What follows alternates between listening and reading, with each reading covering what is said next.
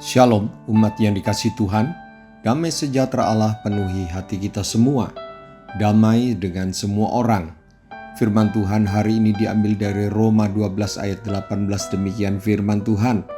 Sedapat-dapatnya kalau hal itu bergantung padamu, hiduplah dalam perdamaian dengan semua orang.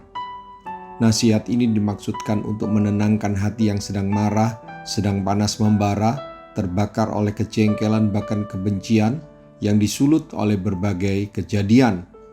Berusaha untuk memulai hidup damai dengan semua orang, itulah yang dinasihatkan kepada jemaat setelah Paulus menasihatkan kewajiban-kewajiban Kristiani lainnya.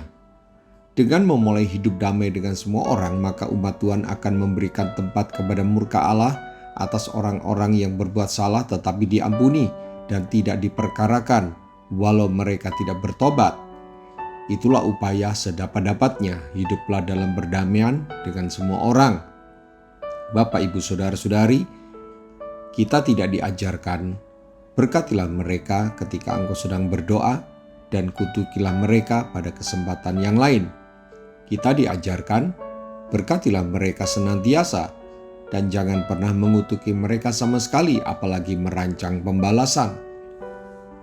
Bahkan berusahalah hidup lebih dahulu memulai perdamaian dengan semua orang. Andai saja semua kita paham betapa limpahnya berkat bagi orang yang mau hidup damai, maka sekitar kita akan pasti melihat Yesus Sang Raja Damai ada di hidup kita. Di saat itulah kita mendapat kesempatan memberitakan Injil damai sejahtera. Jangan lagi kita suka bertengkar, apalagi saling tuntut. Mari kita bertobat. Biarlah kita dikenal sebagai pembawa damai. Mari kita berdoa. Tuhan Yesus, sungguh firman-Mu menyadarkan saya betapa saya masih sering gagal dari sifat pembawa damai. Justru saya pencipta penebar perselisihan, membuat orang lain tidak damai dengan kata-kata dan perbuatan saya.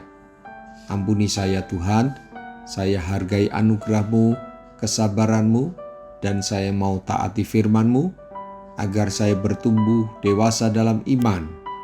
Terima kasih buat firman-Mu yang mengajari saya hidup dalam perdamaian dengan semua orang. Saya harus jadi contoh, harus jadi penggagas hidup damai dengan semua orang. Dalam nama Tuhan Yesus, haleluya, amin. Sampai jumpa besok dengan suara gembala, firman Allah yang hidup. Tuhan Yesus memberkati.